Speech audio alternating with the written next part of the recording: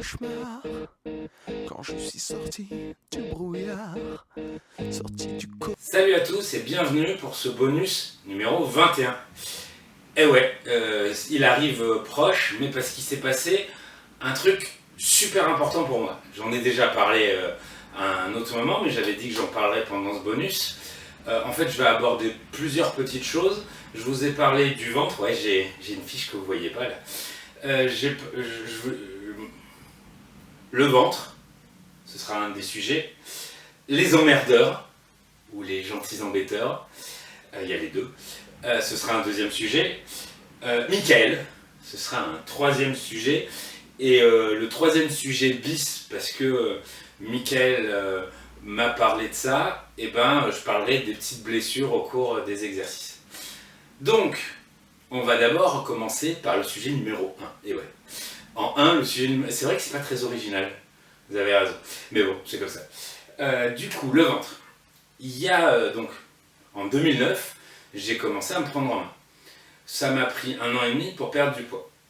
Et ensuite, je me suis attaqué un peu au ventre. Alors là, excusez-moi, je vais rien montrer mais pour que vous voyez un peu plus. Voilà, comme ça, je sais pas si ça se voit. Voilà, la peau pend quand même un petit peu ici, mais ça se résorbe doucement. Et la peau pendait plus il y a donc en 2011, mais pas énormément non plus. En tout cas, moi j'avais envie d'un ventre plat. Je commençais à avoir un peu, à être pas mal, mais j'avais pas dessiné aussi bien mon corps. Alors là, c'est pas top, hein, mais au-dessus, on commence à voir là les abdos, on commence à voir les pecs, je suis plutôt content.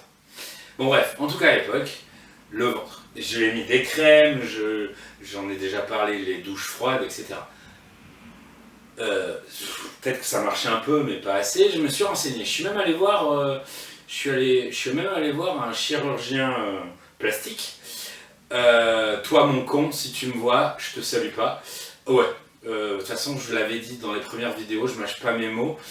Si vous voulez un type qui reçoit un gars qui était à la CMU, ce qui était mon cas à l'époque, et qui lui explique que en fait, la vie de chirurgien, avec la pression, tout ça, c'est très dur. Alors, je veux bien, ok, pas de souci, mais vous verriez son cabinet, etc. Enfin, c'était tellement décalé. C'est un peu comme si un patron de resto, qui bosse, hein, j'attaque pas les patrons de resto, mais un bon patron de resto, un gars qui ça marche vraiment, qui a 1 ou 2 maisons, machin, tout ça, il y en a de moins en moins, c'est vrai, et surtout que là, ils ont eu des soucis, mais imaginez un patron de resto qui explique à un SDF que la vie c'est dur et que des fois la bouffe elle est pas à son goût. Enfin voilà, c'était un peu ça. Le type qui explique qu'en fait ça coûte entre 3 et 5 000 euros parce qu'il y a des dépassements. Sinon on peut passer par passer par la CMU parce que sinon il ne prend pas la CMU, et par la CMU par contre c'est beaucoup plus d'attente et il faut passer par l'hôpital, et lui il fait pas trop parce que tu comprends, 200 euros pour une opération c'est pas assez.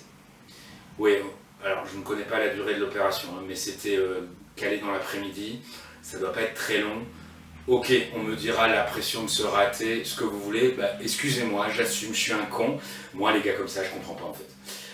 Il était en train d'expliquer à un gars qui a la SMU, donc qui n'a pas de revenus, ou très peu, que choper en 1 ou 2 heures 200 euros, c'est pas assez en fait. Remettons les choses au point, en admettant que l'après-midi entière lui prenne, ce que je suis sûr n'est pas le cas. D'accord? Sur 5 jours travaillés par semaine, d'accord? 200 euros en une après-midi, en une demi-journée, ça nous fait 400 euros par jour, d'accord? Sur 5 jours, et le monsieur touche beaucoup plus que ça, hein, mais bon, restons là-dessus. On est donc à 400 euros, ok? 400 euros par jour, fois 5, vous calculez, on est à 2000 euros semaine. Juste pour une OP, parce qu'il ne va toucher que 200 euros. Redescendez sur terre, les gars. Bon, bref. Donc voilà, ça c'était une de mes expériences. Ça m'avait bien... Je lui avais juste dit que, ouais, enfin... qu'en gros, moi, j'avais pas les moyens de 3 000, 5 000 euros, tout ça, enfin... Et j'avais pas eu les couilles à cette époque de lui dire oh, tu te fous de moi ou quoi, t'as vu dans quoi tu vis. Je pense que maintenant là, et donc il passera pas par là, hein, mais je serais ravi qu'il passe par là et qu'il l'ouvre. Parce que là je le raterai pas et il n'y a pas de souci, je l'invite, je pèterai pas la gueule, hein, ne vous inquiétez pas, je suis pas comme ça.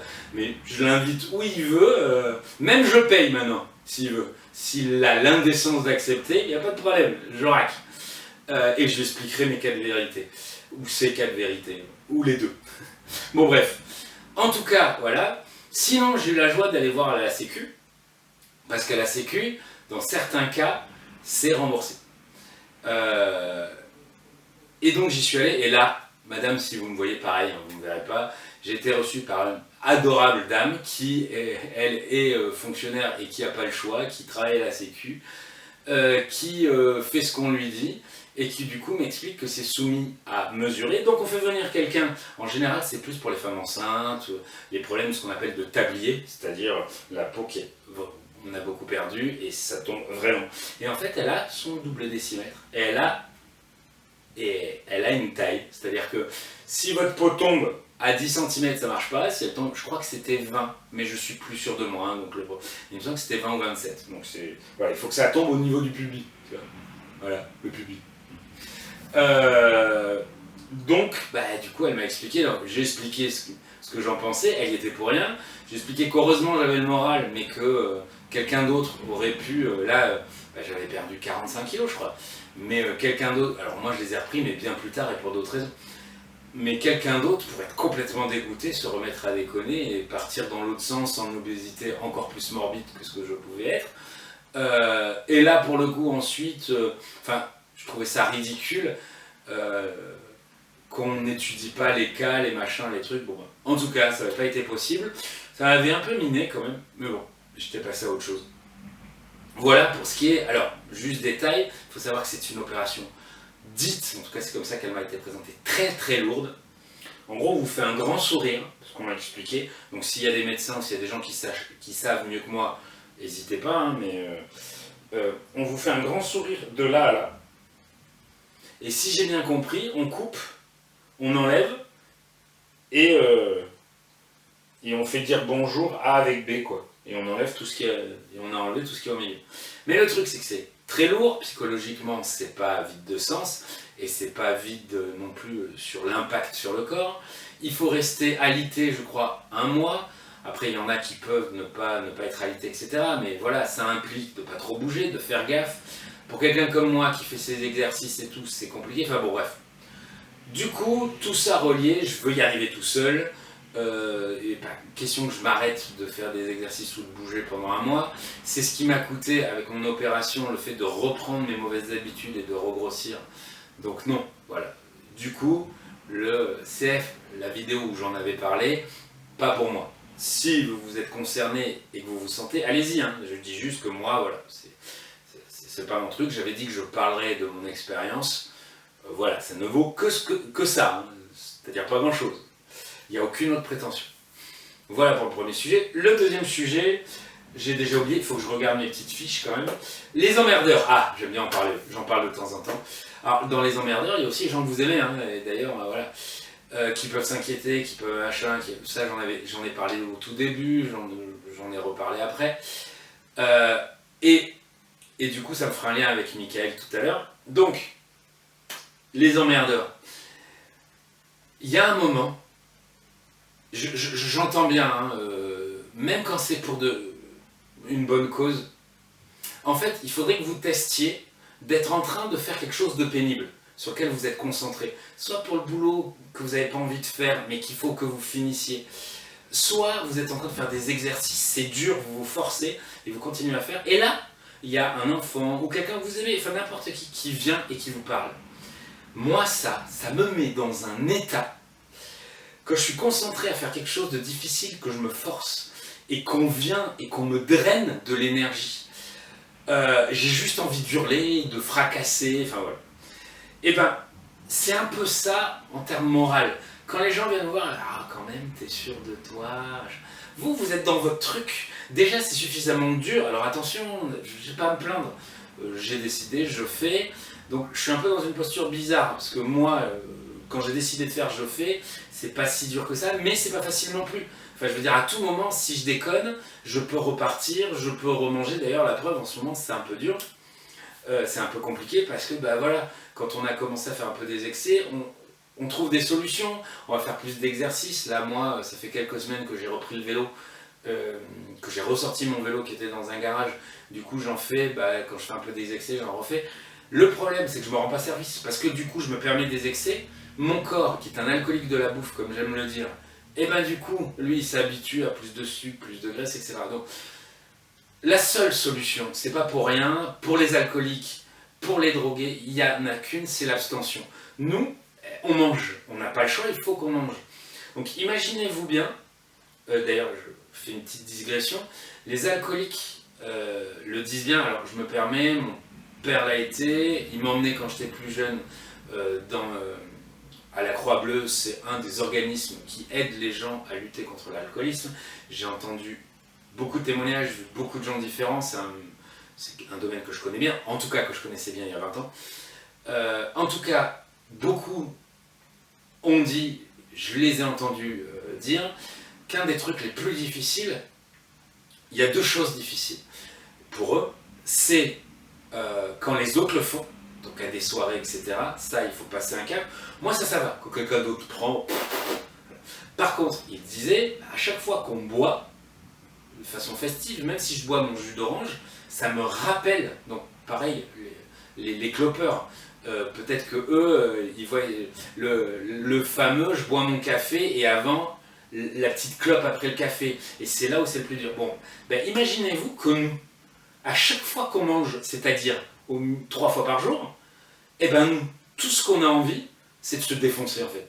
Alors, je simplifie, hein, mais c'est vraiment ça, en tout cas, les gens comme moi, parce qu'il y a des gens qui ont des problèmes de poids et c'est autre chose. Mais en tout cas, moi, c'est dû à des mauvaises habitudes, une mauvaise hygiène. C'est pour ça que j'utilise ce terme d'alcoolique de la bouffe.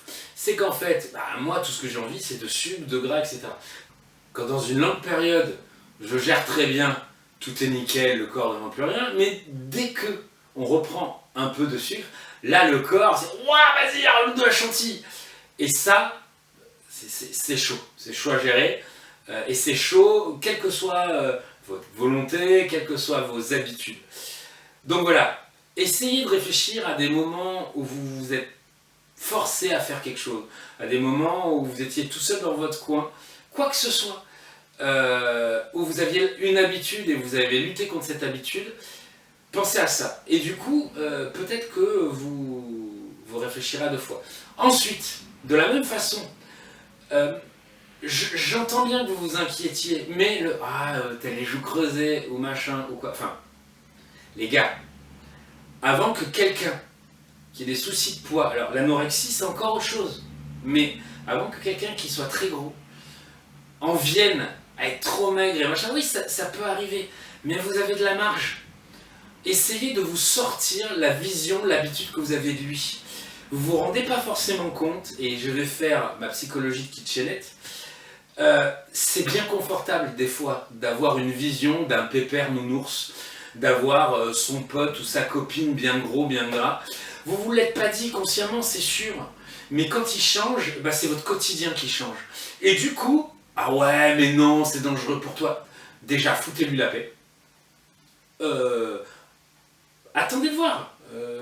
Il y a des symptômes quand même pour voir si c'est vraiment dangereux, machin, tout ça. Peut-être essayer de l'aborder de façon différente, je sais pas, écoute là, je suis fier de toi, machin, il y a 1 ou 2 trucs qui m'inquiètent, quand tu te sentiras, on peut peut-être en parler, enfin, essayez de l'amener, essayez de soutenir dans un premier temps, enfin voilà, j'entends, hein, je comprends que vous soyez inquiet, mais essayez de vous poser aussi, de réfléchir 2 secondes, est-ce que ça vient de moi, est-ce que ça met en danger ma relation que j'imagine avec lui, c'est-à-dire est-ce que ça change ma vision de lui et que du coup c'est ça qui me fait parler, etc., etc., etc. Réfléchissez et après vous voyez si effectivement, après voilà, tous mes amis qui l'ont fait, je leur en veux pas, c'est casse-couille sur l'instant, maintenant j'ai un peu plus de bouteilles, je leur dis écoute t'es bien gentil, maintenant j'ai mon argument, c'est-à-dire que en plus moi, je viens d'une famille tous guinch. j'ai la morphologie de mon père, petit, sec. Il se trouve que tous mes oncles, tous mes cousins de ce côté-là sont comme ça, à part ceux qui, comme moi, ont déconné avec la bouffe. Du coup, je sais que ma morphologie c'est celle-là, et je sais aussi que j'ai jamais été comme ça parce que j'ai très tôt déconné avec la bouffe. Du coup, je sais que les gens ont l'habitude de moi. Du coup, dès qu'ils me voient, en plus ma morphologie, je l'assume, hein, j'ai les arcades sorties, surtout j'ai les yeux légèrement renfoncés, j'ai le nez droit et un peu long, j'ai les pommettes saillantes. Du coup, c'est ma gueule, je suis désolé. Quand je maigris, et ben du coup le gras ne change plus tout ça. On voit mes pommettes, mes joues se creusent mais naturellement parce que c'est ma morphologie de visage. Mon nez apparaît plus, etc., etc. Du coup les gens, tout ce qu'ils voient, mais même si quelqu'un n'a pas le visage comme ça, les gens adaptés à de la rondeur vont voir un visage plus émacié et d'un coup, ah mon Dieu, qu'est-ce que tu fais, quand même t'exagères, etc. D'autant plus que je me permets de rajouter un truc qui est encore de la psychologie de kitchenette. Encore une fois, inconsciemment, personne des gens qui nous aiment pense à tout ça. Mais peut-être aussi que devant tant d'efforts, il y a des gens qui nous soutiennent et qui disent bravo, mais peut-être qu'inconsciemment, quand eux, il y a des choses qu'ils aimeraient faire et qu'ils n'osent pas, ben peut-être qu'inconsciemment, ils se disent... encore une fois, inconsciemment, je vous attaque en rien les gens, hein, j'essaye de comprendre. Et que du coup, ben, inconsciemment, je le dis beaucoup de fois inconsciemment, hein, ça doit être inconscient. Et inconsciemment, c'est quand même, le salaud il y arrive, moi pas, et bim, on va, sans s'en rendre compte, saper. Je sais pas si c'est possible, si un psy passe par là, il y a peu de chance, mais qu'il en dise ce qu'il en pense. En tout cas, voilà, toutes ces choses font que, en tout cas, vu de l'intérieur, quand vous êtes sur votre vélo, en train de galérer sur votre montée, et que de votre point de vue, vous avez l'impression que quelqu'un se met devant vous, alors que vous êtes en train de mouliner comme un fou pour arriver à pas ralentir, bah vous avez juste envie de lui en retourner une en fait. Voilà. Donc ça, c'est le côté, c'est le côté agaçant. N'empêche qu'on les aime quand même et que c'est pas grave. J'en viens à mon troisième et plus important sujet. La vidéo sera longue aujourd'hui. Michael. Alors qui est Michael? Mika, Sensei Mike, si tu regardes, c'est pas toi, je suis désolé, et puisque j'ai un ami qui s'appelle comme ça. Non, en fait, samedi, je rentrais du boulot de Pizzaiolo, et je constate qu'on m'avait envoyé un message Messenger sur les kilos de Bruno. Je regarde, et là, comme je l'ai déjà dit, j'ai eu les frissons, et j'ai eu montée de larmes aux yeux. Michael, qui m'envoie un message qui en gros dit voilà, j'ai fait le même challenge que toi depuis août. Et en fait, je suis tes vidéos depuis que Pierre Gollon, encore merci Pierre, a partagé, donc c'était en février ou mars.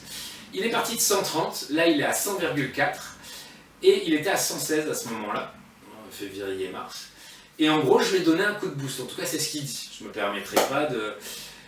Et il se rend pas compte à quel point lui m'a donné un coup de boost. Alors j'ai de l'énergie, je suis content, je continue à faire ce que je fais, mais c'est pas pour rien. En plus, j'avais pas compris sur l'instant.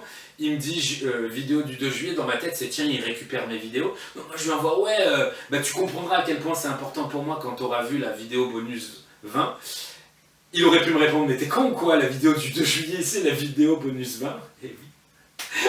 Du coup, je me suis excusé après, je me suis dit, mais je suis con, voilà, j'ai compris. Quand il a vu la vidéo où je disais qu'en gros, la seule chose qui me manquait, c'est ça, très gentiment, il s'est dit, je vais lui envoyer un message. Depuis, on correspond un peu, on se répond sur des messages au sujet. En tout cas, bravo à toi, Michael, parce qu'en fait, j'y tiens. Il m'a dit merci, mais en fait, on est tout seul. Vraiment, s'il a réussi ça, alors, je suis ravi de l'avoir aidé. Mon ego à l'intérieur a envie de dire ouais. Non, ta gueule l'ego. En fait, c'est lui tout seul. C'est lui qui se lève, c'est lui qui fait ses exercices. Et du coup, je me la pète 2 secondes. C'est moi qui ai perdu mes 40 kilos tout seul. J'ai des gens qui m'ont soutenu. Et encore merci. De toute façon, ils vont finir par en avoir marre. Mais Alban, Christophe, David, je vous remercierai jamais assez. En fait, on s'accroche tous à des choses différentes. Et du coup, je l'ai rendu officiel, je leur ai dit, Alban et Chris rallouillent un peu, mais j'y tiens. David, Chris et Alban, je je vais leur offrir à manger, je vais leur payer, je vais leur payer un resto. S'ils sont d'accord, on prendra une petite photo, et s'ils veulent pas, et ben juste je dirai ça y est, je leur ai payé leur resto. Et je leur ai dit, ils feront un défi, ils me donneront un défi, alors réalisable hein, s'il vous plaît, que je puisse le faire, parce que je suis désolé, mais sauter jusqu'à la lune, je vais vous décevoir, mais ça pour l'instant je peux pas. J'ai dit pour l'instant. En tout cas voilà, chacun va choisir un défi réalisable que je vais filmer, pas le même jour, je vais les filmer et je les mettrai dans la vidéo bonus du 1er août qui sera la vidéo bonus des 1 an. Voilà. Donc, encore une fois, pardon, excuse-moi Mickaël, j'ai digressé. Du coup, ça m'a fait un bien fou. Et donc ouais, je disais, c'est super ce qu'il a fait, il me disait ouais je vais moins vite que toi. Vraiment, comme je lui dis, vraiment chacun sa vitesse. On a décidé de quelque chose, on avance, on va à son rythme. Si on va aller trop vite, si on va trop vite, on risque de reprendre, etc. On y va tranquille, c'est beaucoup plus serein. Comme ça, on fixe et on ne les reprend pas. Et du coup, j'arrive sur le dernier sujet qui est pareil lié à ce troisième sujet. Les petits bobos. Parce qu'en fait, on discute et là il m'envoie hier ou avant-hier, il me dit ouais je suis embêté, je me suis fait un peu mal, une petite tendinite. Alors, excuse-moi Mickaël, j'ai oublié, je ne vais pas aller vérifier, poignet ou coude, je crois que c'est poignet. Et donc moi je lui ai donné deux conseils tout bêtes, hein, comme tous les sportifs diront, économiser le poignet, ne plus tirer dessus, et vu qu'on veut continuer les exercices, on va faire des flexions, on va faire plus de cardio, on va réorienter sur autre chose. Du coup, on va parler des petites blessures. Quand on fait quelque chose de quotidien comme ça, ce qui compte, c'est de ne pas lâcher. On est un peu dans un combat contre soi-même. Du coup, je suis passé aussi par là, cette année beaucoup moins, mais là c'est vrai que ça tire un peu sur le coude depuis que j'ai repris les tractions. En fait, c'est s'écouter. S'écouter, pas trop, se dire là ça tire mais ça fait pas suffisamment mal, je continue. On apprend à gérer. À un moment on peut encore, il y a des moments où il faut savoir s'arrêter. C'est un des trucs les plus durs. Parce qu'on veut pas lâcher, parce qu'on a peur de pas s'y remettre. Voilà, ça c'est vrai que c'est des phases compliquées à gérer. Écoutez-vous, parlez avec votre entourage, envoyez-moi un message si ça peut vous aider. Bon là je me donne un peu trop d'importance. Mais bon, en tout cas, voilà, je prendrai, jusqu'à présent, j'ai répondu à tous les messages, j'en ai pas beaucoup, c'est l'avantage. Si jamais demain j'ai 10 000 abonnés, ce sera peut-être plus dur, mais j'avoue que je concevrais mal de ne pas répondre à tout le monde. Et de toute façon, ça n'arrivera jamais, 10 000 abonnés. Donc voilà, mais n'hésitez pas, si je peux aider. Voilà, je crois que j'ai abordé à peu près tous les sujets. Si vous avez des questions, n'hésitez pas. Je vous bise à tous. Force et honneur à Mickaël et à tous les autres qui feraient pareil et qui ne sont absolument pas obligés de se faire connaître. On a le droit de rester dans l'ombre. Voilà, merci à tous que j'ai déjà cités. J'en ai sans doute oublié parce que mine de rien, des petits pouces de temps en temps. Et vraiment, je suis désolé, mais même si quelqu'un se met à me mettre des pouces tout le temps, je leur remercierai. Mais il aura pas de resto. Et oui. Et même si David, Chris et Alban arrêtent de mettre des pouces, ils auront leur resto quand même. Oui, je finis là-dessus. C'est bien sûr qu'ils ont réagi, mais c'est pas la peine, machin, tout ça. Et eux trouvent que c'est pas grand-chose. Mais encore une fois, c'est tout personnel. Moi, et j'attaque pas les autres, hein, vraiment pas. Personne n'est obligé. Mais justement, le fait que des gens prennent, ça prend 3 secondes à chaque fois qu'ils le voient, ok. Mais n'empêche qu'ils l'ont fait et ils sont les seuls. C'est pas une attaque pour les autres, c'est juste pour qu'ils réalisent à quel point c'est pas anodin. Et en tout cas, même si ça l'est, moi, ça m'a donné une force supplémentaire. Et là où j'ai toujours dit que ces vidéos c'est plus du poids qu'autre chose, mais ne serait-ce que par eux et par ceux qui soutiennent, ça fait exploser les certitudes. Et alors Mickaël, par son message, encore plus. La caméra veut plus, donc je vous laisse, je vous fais des gros bisous. Salut, à une prochaine vidéo bonus. Attitude, il remet tout en cause. J'arpente le tunnel, la sombre solitude de ma vie mis en pause. Je marche sur la route, éternelle attitude, et remets tout en cause.